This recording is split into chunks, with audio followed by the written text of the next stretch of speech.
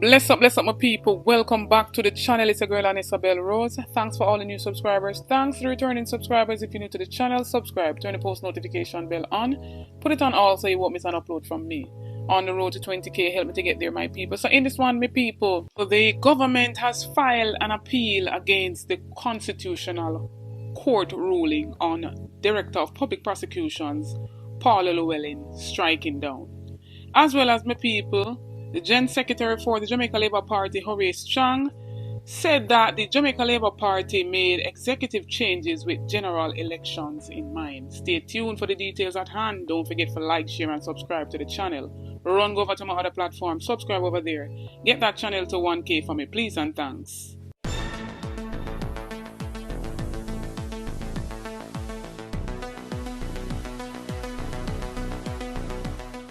So, my people, the government has followed through on their promise to, file an appeal against the constitutional court ruling that strikes down, the second extension of the former Director of Public Prosecutions, Paula Llewelyn. And so they said that this appeal is to resolve what is describing as an inconsistency in the recent court ruling. The Constitutional Court struck down an amendment that allowed Ms. Llewelyn to elect to stay in office beyond her 63rd birthday.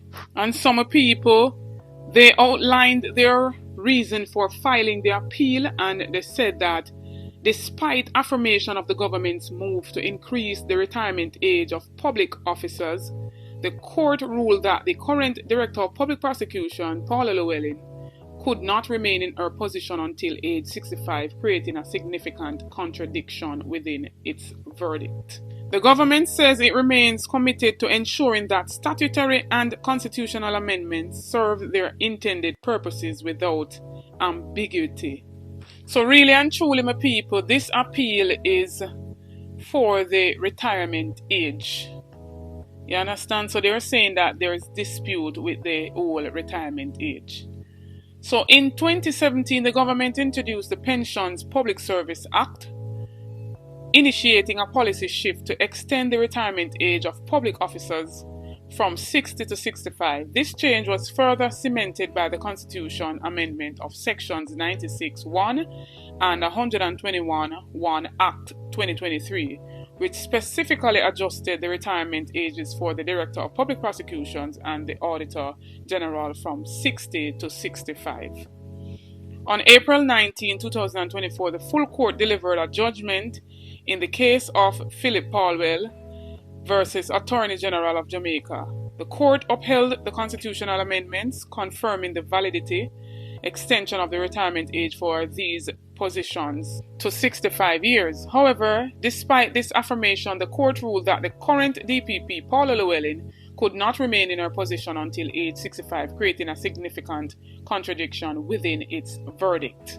The appeal argues for a harmonization of the retirement provisions, maintaining the intended retirement benefits for all affected public officers as per Section 2 for the DPP and 3 for the Auditor General, in alignment with the Constitution. And so, my people, now that we learn the grounds of this appeal, I believe that they're still missing the point of why the Constitutional Court, strike down her from continuing to 65 years old. Because from my understanding, I don't know if I may alone interpret it this way, from my understanding, the second extension is deemed unconstitutional because they did not consult with the opposition leader, who, by the Constitution, should be a part of this second extension, or whichever extension that it is that they want to give the Director of Public Prosecutions. And so within that ruling on Friday by the Constitutional Court, it's still in the hands, or it still lies with the opposition leader to grant her this second extension. And as I said before, and as Paulwell had said in his interview, that this could have been resolved if they had just go and sat with the opposition leader, Mark Golding. So when an amendment like this is drafted and presented in the House without any consultation of the opposition, or without the consultation of even the Constitutional Reform Committee, then if it's not unconstitutional, then what is this? And so the court did not grant her the privilege to decide whether or not she could go up to age 65 because of how the amendment bill was drafted without the consultation of the opposition.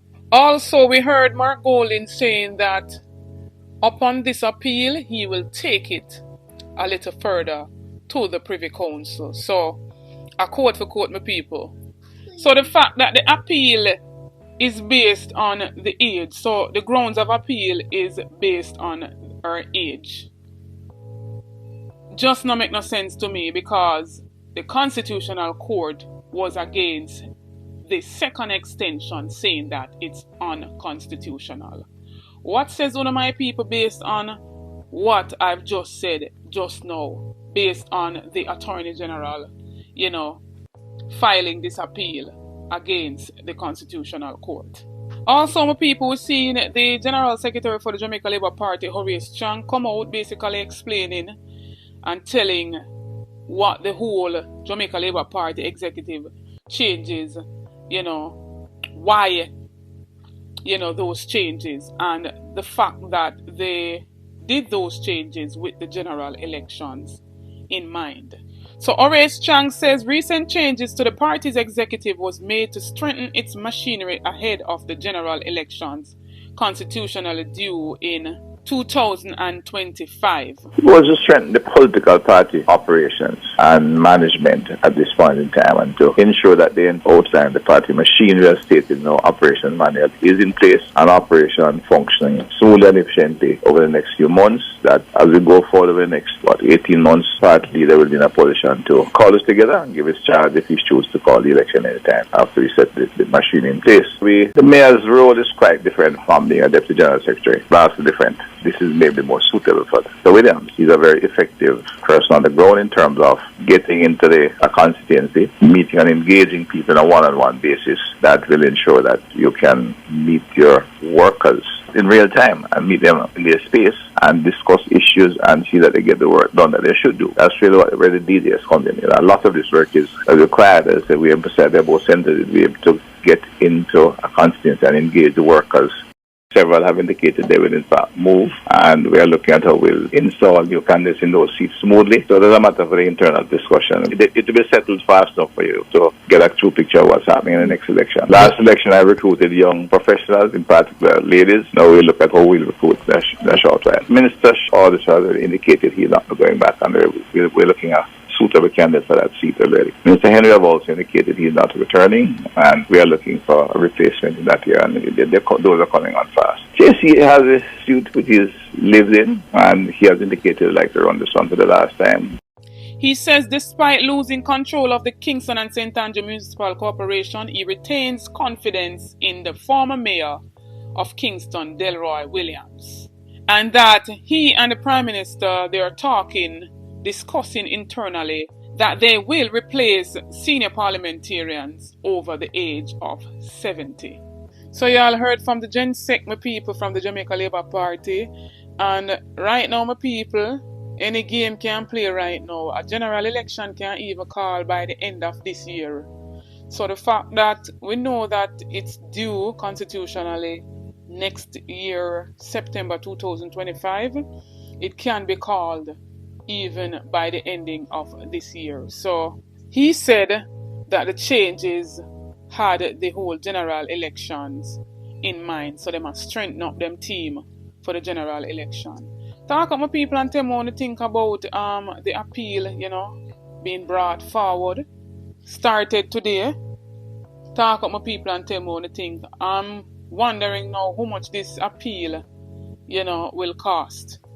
But we see why they give this acting director of public prosecution, Claudette Thompson, the 6 months, because, they assume that by the 6th month she'll be out and they will have back Paula Llewelyn in, because the Justice Minister said that he's confident that the appeal will be granted in their favor.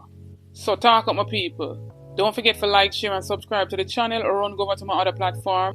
Follow me on Instagram and Facebook at Anisabel Rose. Check out the YouTube store, make a purchase. It goes in support of the channel. Check out the YouTube membership. You get a lot of benefits by becoming a member. With the notification shout out in each and every video to be a part of that. All you have to do is be the first to like, comment, subscribe, and you'll be featured in the following video to come. This notification shout out goes to Llewelyn Meikle. Big up yourself, Llewelyn. Thanks for the continued support from each and every subscriber. New viewers, come on board, journey with me, join the family. Subscribe to the channel, like up the videos, share out the videos. Support the ABR movement by playing your part. On the road to 20k, help me to get there, my people. Get this video to at least 2,000 likes. Stay tuned for more videos, stay tuned for more updates. Big up on yourself.